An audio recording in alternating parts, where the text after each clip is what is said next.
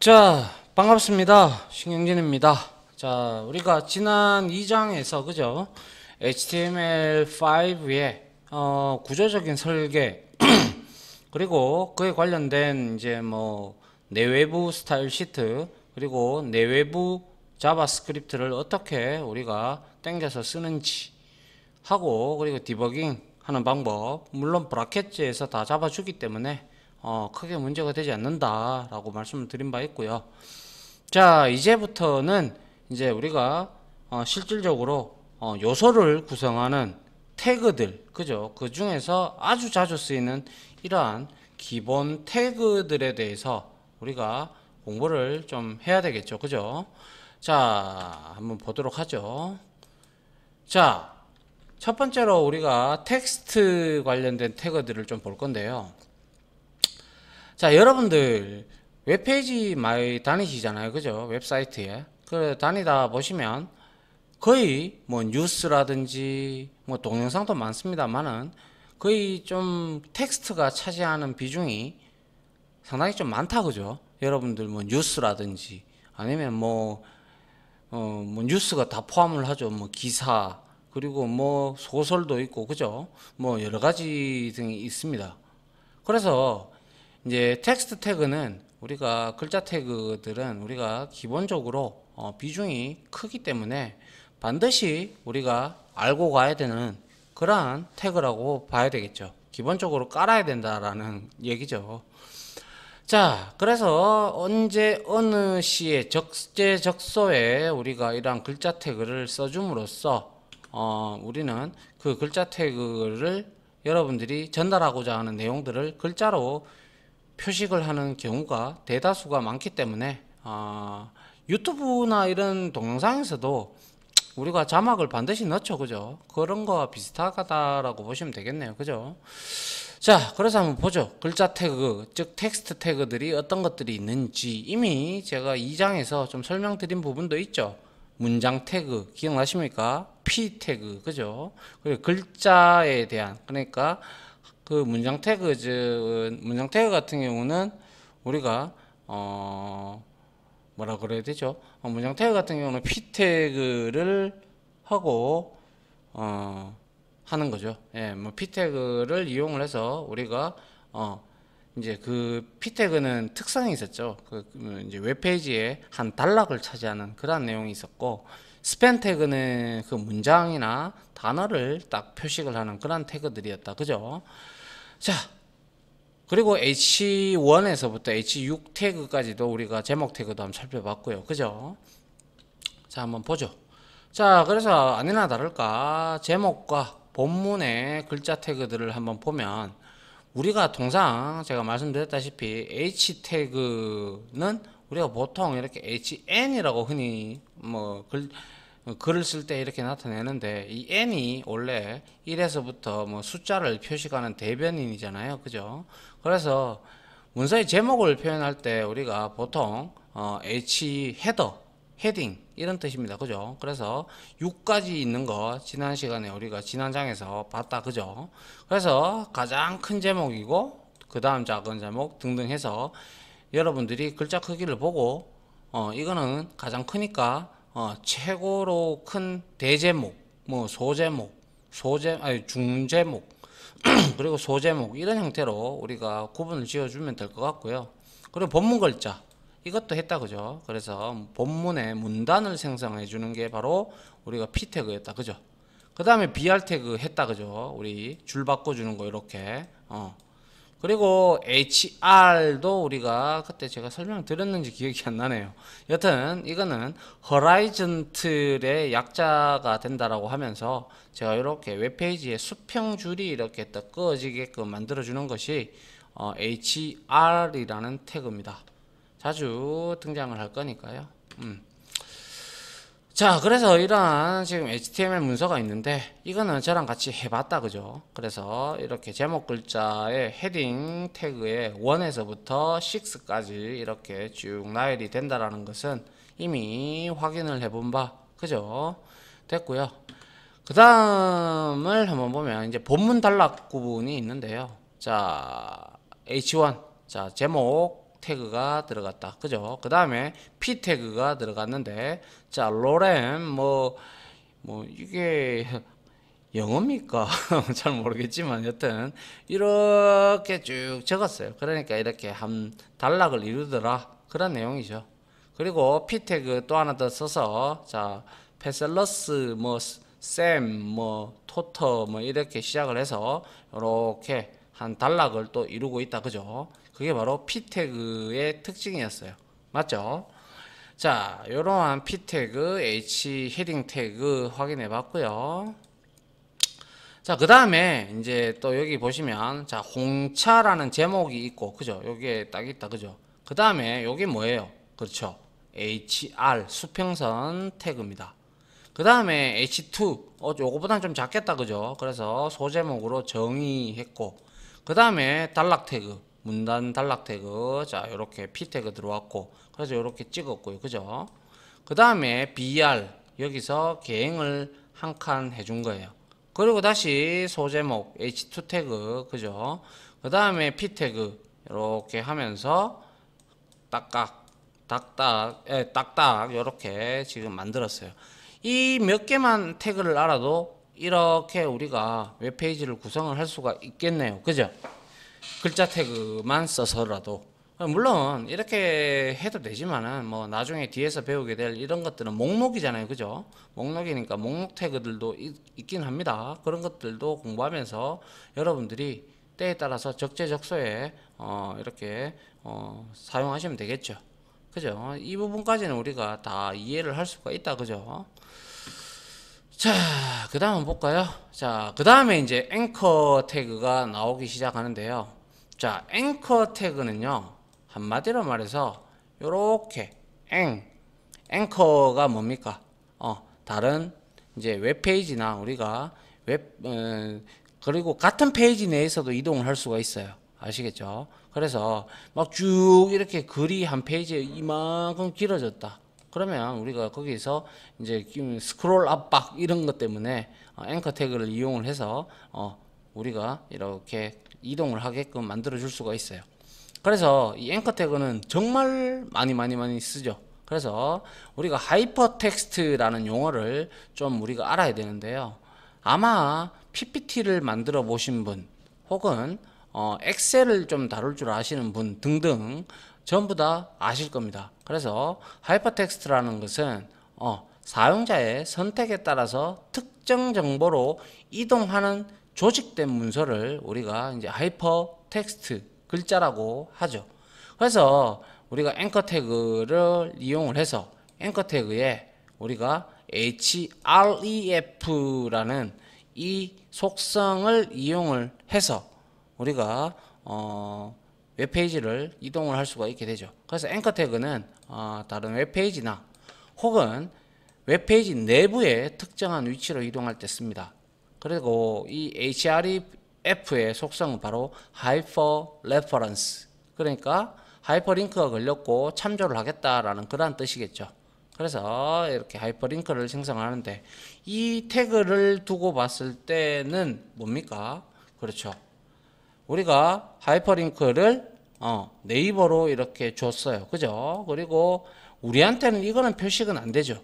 하지만 요거는 브라우저에 표식이 되죠. 그래서 여기에 일반적으로 이렇게 해 두게 되면요. 요렇게 웹페이지에 웹페이지에 우리가 이렇게 나타나죠. 이제 네이버 이렇게 하고 여기에다가 우리가 이렇게 밑줄이 이렇게 있어요. 그래서 우리가 이렇게 마우스를 딱 갖다 대면 여기에 이동할 수 있는, 클릭을 할 수 있는 그런 내용이 생성이 되죠. 그 태그가 바로 앵커 태그라고 합니다. 나중에 같이 실습을 해보면서 여러 개를 다뤄보면 충분히 충분히 이해도 하시겠지만 쉽습니다. 그죠? 예. 이렇게 이용을 하면 됩니다.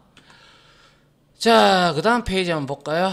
그 다음 페이지에도 역시 앵커 태그의 연속인데요. 자, 여기에서 앵커 태그에서 우리가 href 속성은요, 우리가 절대 경로를 줄 수가 있고 상대 경로를 줄 수가 있고 또한 id 경로, 메일 경로 이 네 가지를 우리가 줄 수가 있어요. 그래서 절대 경로는 한마디로 말씀을 드리면 이렇게 도메인으로 치자면 http://naver.com이 절대적인 주소죠. 그렇기 때문에 이거는 우리가 절대 경로라고 칭을 하고요.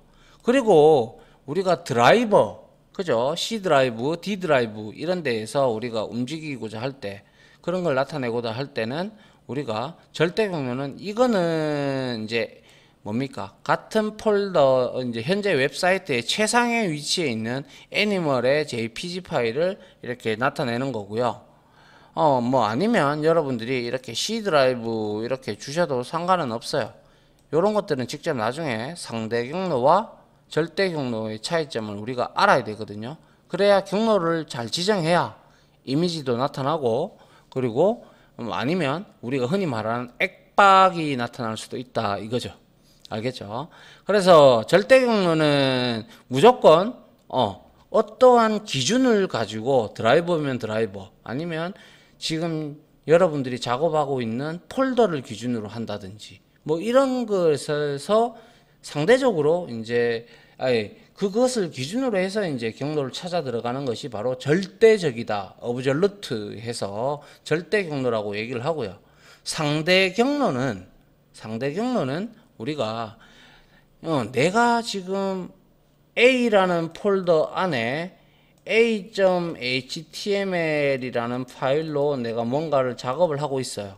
그러면 이 A 폴더를 기준으로, 즉 자기 자신의 폴더를 기준으로 해서 내가 만약에 B라는 폴더가 있을 수도 있잖아요. 그죠? B에 자바스크립트라든지 아니면 이미지 파일들이 있을 수 있어요. 그죠? 이쪽으로 이제 이동을 하려 그러면 이 폴더에 나와서 이 폴더로 들어가서 이거를 우리가 이용을 해야 되죠. 맞습니까? 그렇기 때문에 여기 보시면 animal.jpg 이거는 아무것도 없어요. 이런 경로 표시가. 그래서 없기 때문에 이건 같은 폴더에 있다는 거예요. 맞죠? 그리고 이거는 이미지 폴더 아래에 있는 animal.jpg를 말하는 거고요. 점점 슬러시 하는 거는, 이 점점은 무조건 기억을 좀 하셔야 되는 게, 이 점점은 A 폴더를 빠져나가겠다라는 뜻이에요. 알겠죠? A 폴더를 빠져나가겠다라는 것은, 즉 만약에 A를 C라는 폴더가 A 폴더를 하위 폴더로 들고 있으면 C 폴더로 나가는 게 바로 점점 슬래시입니다. 그러면 이거 애니멀 JPG는 바로 C 폴더 안에 animal.jpg를 내가 가져 쓰겠다라는 상대 경로가 되는 겁니다. 그래서 웹페이지가 있는 폴더의 상위 폴더에 있는 animal.jpg 파일을 이용을 한다라는 뜻입니다. 아시겠죠? 그래서 이 절대 경로와 상대 경로를 잘 이해를 해야 되는데요. 요거 우리가 이론적인 부분 끝나고 나면 같이 이제 실습을 할 때 절대 경로와 상대 경로를 잘 이해를 해놔야 여러분들이 프로그램을 이제 소스라든지 경로라든지 줄 때 별로 문제가 없어요. 이게 상당히 아주 초보자들한테는 이게 어렵게 느껴질 수가 있거든요. 그래서 쉽게 설명을 하면서 실습을 할 테니까 잘 따라 하시면 될 것 같아요. 자, 이거는 어디까지나 우리가 소스를 찾아 들어가고 경로를 찾아 들어가는 내용이고요. 이거는 다른 경로의 말을 하는 거죠. 그런데 ID 경로라는 게 있어요. 이거는 이제 우리가 소위 말해서 같은 웹페이지에 만약에 정말 스크롤 압박이 긴 ID 글자 장편 소설이라든지 아니면 우리가 PDF 파일 보시면 옆에 보면 우리가 이거 갈무리 같은 것들이 있죠. 그걸 딱 누르면 그 글자에 해당되게 움직이죠. 그 글자가 있는 곳을 탁탁탁 이렇게 움직인단 말이죠. 맞잖아요. 그런 것처럼 우리가 어떠한 태그에 ID 속성이라고 이렇게 ID 딱 치면 속성을 딱 우리가 줄 수가 있어요. 그러면 이거는 네임을 만약에 속성으로 줬다면 네임이 있는 같은 페이지의 태그로 바로 이동을 해버려요. 같은 페이지 내에서 글자가 길다면. 아시겠죠? 예. 그리고 메일 경로는 자, 이렇게 메일 to 하고 HA는 뭐 한빛 뭐 어쩌고 저쩌고 이러면 해당 주소로 이거는 메일을 전송을 시켜주는 그러한 내용이 되겠습니다. 이것도 역시 같이 실습을 해보면 금방 여러분들이 이해할 수 있을 거라 생각을 합니다.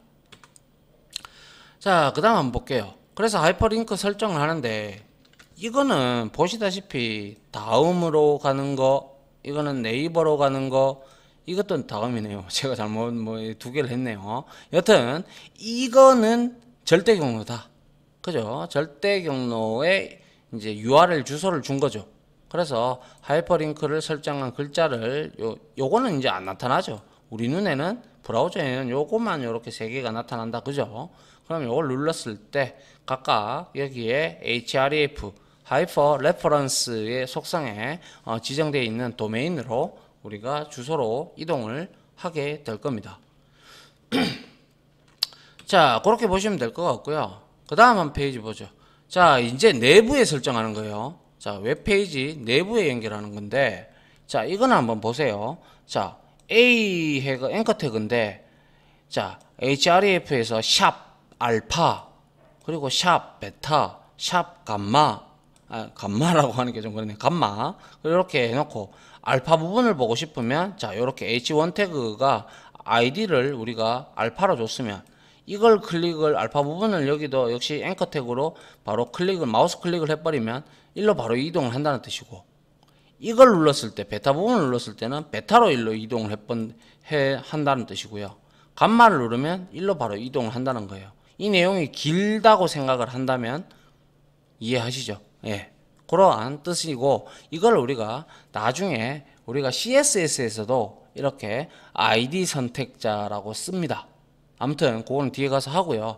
여기서 하이퍼링크에서 이렇게 하이퍼 레퍼런스에서 이렇게 샵을 주면 ID 선택자를 같은 페이지 내에서 이렇게 찾아간다는 사실을 여러분들이 기억을 하면 좋겠다라는 것이죠. 이것도 실습해보면 여러분들이 금방 이해하실 수 있을 겁니다. 아시겠죠?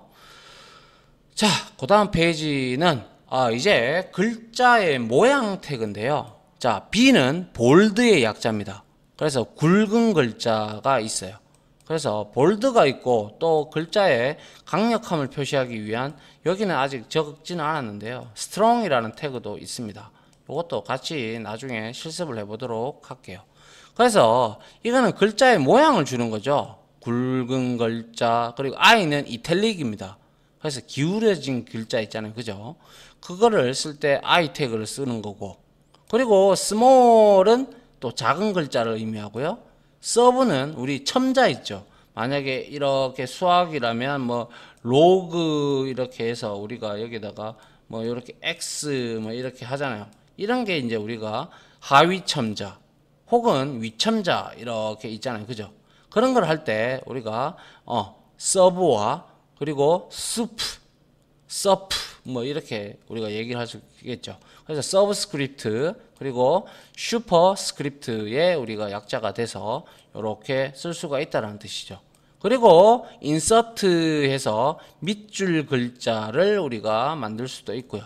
그리고 딜리트해서 취소선이 그어진 글자, 요거는 예제가 뒤에 나오니까 한번 보면 되고요. 자, 그런데 여기를 여러분들이 보시게 되면, 자, 이거 이탈릭체다, 그죠? 그리고 이거는 제목 태그고 이거는 문장 태그, 단락 태그예요. 그죠? 근데 여기 안에다가 이 글자 모양 안에다가 이렇게 넣으면 안 돼요. 이거는 잘못된 거예요. 왜냐하면 이거는 결과론적으로 우리가 어떻게 돼야 될 것 같습니까? 어떻게 해야 맞는 태그가 될까요?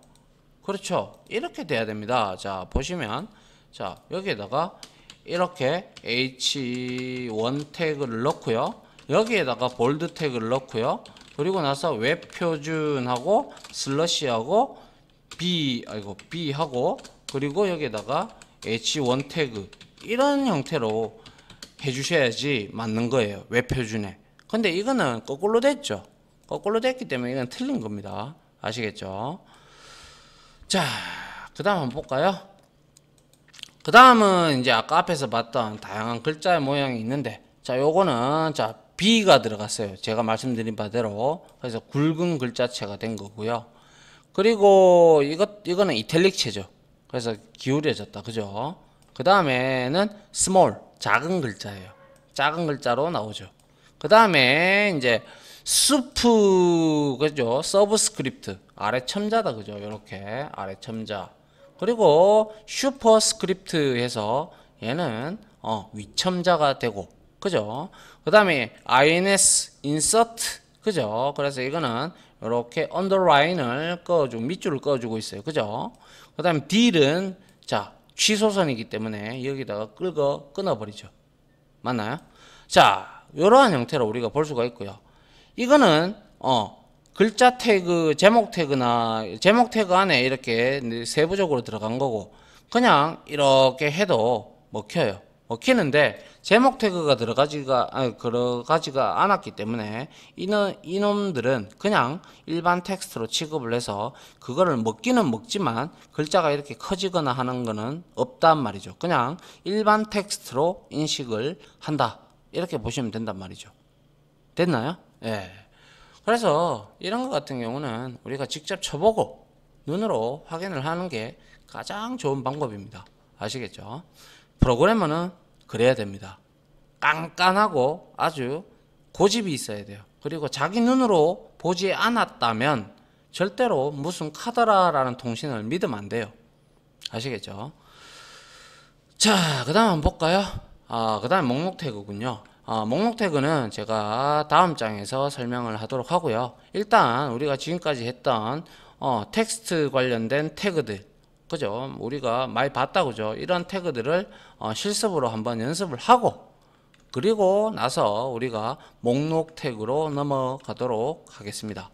자, 이렇게 해서 텍스트 태그에 대해서 이론적으로 다 살펴봤고요. 다음 시간에는 요 텍스트 태그의 실습을 좀 하도록 하겠습니다. 자, 다들 강의 들어주신다고 고생하셨고요. 저는 다음 실습 강의로 찾아오도록 하겠습니다. 자, 감사합니다.